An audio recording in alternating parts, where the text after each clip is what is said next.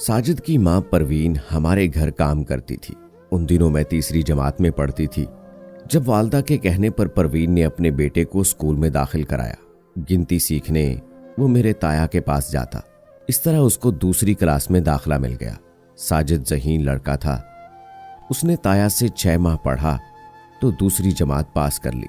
अब वो तीसरी और मैं चौथी जमात में थी। उसको पढ़ने का शौक था। तीसरी क्लास भी उसने 6 माह में कवर कर ली। यूं चौथी में वो मेरा हम जमात हो गया। साजिद मुझसे उम्र में 4 साल बड़ा था। स्कूल में मुझको उसके साथ तहफ़्फ़ुज़ महसूस होता था।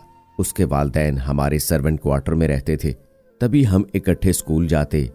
शाम को वो किताबें ले आता। उसकी माँ हमारे घर का काम करती रहती और हम मिलकर सबक याद करते। उम्र में बड़ा होने की वजह से उसको सबक की जल्द समझ आ जाती थी। उन दिनों हम दोनों भैया से पढ़ते थे। शाबाश उसको मिलती तब अम्मी कहती, साजिद तुम सारा को सबक याद करवा दिया करो। भाई ने मैट्रिक पास कर लिया तो वो मजीद आगे पढ़ने की खातिर शहर चले गए, मगर अब भी मैं और साजिद उनके कमरे में बैठकर पढ़ते थे। उन दिनों मेरी उम्र 9 साल के करीब होगी। इतनी मासूम थी कि दुनिया की बातों का कोई इल्म न रखती थी। साजिद 13-14 बरस का था। चूंकि वो हमारे घर के बच्चों के साथ खेल कूद कर बड़ा हुआ था, तभी मेरी वालदा उसको अपने बच्चों जैसा समझती थी और उससे कहती थी, साजिद स्कूल में तुम सारा का ख्याल रखा करो, ये छोटी है, इसको दूसरे बच्चे तंग करते हैं। उन दिनों हमारे गांव में 2 ही स्कूल थे, एक प्राइमरी और दूसरा सेकेंडरी।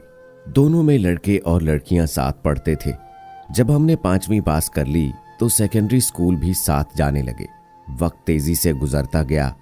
7वीं में हम सियाने हो गए थे। अब जब हम तन्हा होते, साजिद मुझसे कुछ दूसरी तरह की बातें करता। उन बातों की वजह से मैं परेशान हो जाती, ताहम उन बातों का जिक्र किसी से ना करती, चूंकि वो कहता था कि किसी से मत कहना वरना तुम्हारी अम्मी तुम्हें स्कूल से उठा लेंगी। मेरा क्या है, मैं तो अपने चचा के गांव भाग जाऊंगा। ये दूसरी किस्म की बातें प्यारो मोहब्बत और शादी से मुताल्लिक होती थीं। मैं साजिद के हमरा तहफ़्फ़ुज़ महसूस करती थी और उसको एक पनाहगाह समझती थी। नहीं चाहती थी कि वो मुझको छोड़कर कहीं चला जाए, इसलिए उसकी ऊट पटांग बातों को बर्दाश्त कर लिया करती थी। आपा के बेटे की पैदाइश पर वो हमारे यहाँ आ गई थी। नन्हे के जन्म की खुशी में रत जगा हुआ तो अम्मी ने साजिद को रोक लिया, क्योंकि मेहमानों की आमद से काम बढ़ गया था। उसको काम में हाथ बटाने को अम्मी ने बुलाया था। ये महफिल रात देर तक जारी रही, फिर सभी थक गए। अम्मी ने उसको कहा कि तुम यहीं मेहमानों के साथ वाले खाली कमरे में सो जाओ। ये भैया का कमरा था जो खाली पड़ा था। उस रात मैं और साजिद जागते रहे। हमने भैया के कमरे में बैठकर खूब सारी बातें की, क्योंकि मेरी नींद उचाट हो गई थी और उसको भी नींद नहीं आ रही थी। उन दिनों मुझको कभी भी ये एहसास ना होता कि ये हमारी मुलाजमा का लड़का है, मेरा उसका कोई मेल नहीं है। हालांकि हमारा जिम्मेदार घराना था और मुलाजमों से बहुत फासला रखा जाता था, लेकिन साजिद की बात अलग थी। जब उसका जन्म हुआ उन दिनों भी उसके माँ हमारे सर्वेंट क्वार्टर में मुकीम थी और ये हमारे जद्दी पुश्ती खिदमतगार थे। अभी मेरी पैदाइश न हुई थी और वो दूध पीता बच्चा था। तब उसकी माँ उसको साथ लाई और हमारे घर कपड़े के झूले में लिटा देती। हमारे घर पला बढ़ा था। वालदा उससे प्यार करती थी और अपने बच्चों के जैसा जानती थी। रत जगे वाली शब जब हम दोनों ने भैया के कमरे में रात बिताई तो उस शब पहली बार कम उम्री के बावजूद मैं मोहब्बत के जज्बे से आशना हुई और उसने मुझसे वो बातें कहीं जो जिंदगी में यादगार बन जाती हैं। पो फटने तक हम जागते रहे थे। फिर मैं वहां से उठकर अपने कमरे में आ गई थी। उन्हीं दिनों मुझको अपनी खूबसूरती और दिलकशी का शिद्दत से एहसास हुआ। साजिद बुरी तरह मेरी मोहब्बत में गिरफ्तार हो गया। मैं साजिद से दिलचस्पी जरूर रखती थी, मगर मोहब्बत मुझको उससे न थी। जब जरा गौर करती वो बराबर का ना लगता। ताहम उसका साथ मेरे लिए राहत का बायस था, क्योंकि उसके बगैर खुद को अधूरा ख्याल करती थी। दरअसल मैं साजिद को नहीं, उसकी बातों को पसंद करती थी। वो अक्सर मेरी तारीफ करता और मैं खुशी महसूस करती। हमारा ताल्लुक रूहानी नहीं बल्कि जज्बाती था। ऐसी जज्बातियत जो तगय्यर पजीर होती है, पायदार नहीं। साथ वाले गांव में किसी का इंतकाल हो गया। ये हमारे रिश्तेदार थे। घर वाले वहां चले गए। मुझको बुखार था, लिहाजा अम्मी साजिद की माँ परवीन को मेरे पास छोड़ गई। रात को परवीन तो सो गई, लेकिन साजिद को नींद न आई। वो मेरे पलंग की पट्टी से लगा बैठा था। रात के 12 बजे थे, मुझे तेज बुखार था और साजिद मेरे माथे पे ठंडे पानी की पट्टियां रख रहा था। उसने मेरा सर अपनी गोद में रखा हुआ था। नहीं मालूम कि भाई कब और कैसे घर में आ गए। वो ये नज़ारा देखकर आग बबूला हो गए। उन्होंने साजिद को जूते लगाए, परवीन को उठाया, उसको भी खूब बुरा भला कहा। साजिद तो उसी वक्त सर्वेंट क्वार्टर चला गया। सुबह न जाने क्या आपा के शौहर ने परवीन से कहा कि उसने साजिद को उसके चचा के गांव भिजवा दिया। हैरत की बात यह कि इस वाक़े का जिक्र ना तो परवीन ने अम्मी जान से किया और ना ही भाई ने, मगर परवीन को यह धमकी जरूर दी कि अगर अब मैंने तुम्हारे लड़के को इधर देख लिया तो इसकी गर्दन कटवा दूंगा। अपनी गफलत के सबब वो बेचारी तो एक गराम बोझ तले दबी सिसकती रही, लेकिन उसने अम्मी के सामने जुबान ना खोली। मेरा ख्याल था कि भाई इस वाक़े का जिक्र जरूर मेरे वालदैन या आपा से करेंगे और मुझे भी मार पड़ेगी। इसी खौफ को दिल में दबाकर मैं अधमोई हुई जाती थी। काफी दिन गुजर गए। मेरे बहनोई ने किसी से इस बारे कुछ ना कहा, तो मैं सोचने लगी कि मेरे बहनोई या तो बहुत अजीम इंसान हैं कि मुझको वालदैन की नज़रों से नहीं गिराना चाहते, या फिर उन्होंने परवीन पर एहसान किया है क्योंकि वो हमारे जद्दी पुश्ती मुलाजमीन के ख़ानदान से थी। शायद कि वो उसकी बेतौकीरी नहीं चाहते थे। मेरा ख्याल गलत निकला। उन्हें ना तो परवीन से हमदर्दी थी और ना मुझसे, बल्कि उन्होंने मुझको मेरे इस नाकर्दा जुर्म की सज़ा खुद देने की ठान ली थी। ऐसी सज़ा कि इसके बदले अगर मुझे मौत अपनी आगोश में ले लेती तो अच्छा था। अब जब मौका मिलता उस राज को आड़ बनाकर मुझसे नज़दीक आ जाते, धमकी देते कि सारे ज़माने में रुसवा कर दूंगा, तुम्हारी ज़िंदगी बर्बाद कर दूंगा। खौफ से मुझ पर लर्जा तारी हो जाता। इतनी हिम्मत भी न थी कि उनसे पूछती आखिर मैंने क्या खता की है। मैं तो बुखार में बेसुध पड़ी थी। साजिद को मेरे माथे पे ठंडे पानी की पट्टियां ही रखते देखा था आपने। ऐसी वैसी कोई दूसरी हरकत तो हमसे सरजद ना हुई थी कि आप हमको गुनाहगार ठहराएं, मगर उनके आगे मेरी जुबान गुंग हो जाती। ठंडे पसीने आने लगते और आंखों की पुतलियां खौफ से फैल जाती। मैं सहम जाती, अंदर ही अंदर घुटती रहती। और ये ऐसी बात थी कि किसी से कह भी न सकती थी। मुझ पर उनका ऐसा रोब और खौफ था कि जैसे वो इजराइल हों। वो एक लहीम शहीम कभी कामत आदमी थे कि तन्हाई में उनको देखने से मेरी रूह फना होने लगती थी। दिल से चाहती थी कि इस अजाब से जान छूट जाए। सोचती रहती कैसे अम्मी से कहूं या बाजी को बताऊं। ये सोचते सोचते सुबह हो जाती, मगर किसी को न बता सकती। उस वक्त कमसिनी के सबब खौफ ज्यादा था और अकल कम। हौसला होता था और नाइखलाकी जुर्रत थी मुझ में। फिर मैंने हालात से समझौता कर लिया और हथियार डाल दिए ताकि वो मुझको खौफजदा करना बंद कर दें। वो जो कहते मान लेती, यानी वो जिस कदर भी सताते मैं आंसू पोंछकर सह लेती। मुसीबत तो ये थी कि वो हमारे हम दीवार थे। आपा का घर हमारे बराबर था, लिहाजा उनका हमारे घर आना जाना लगा ही रहता था।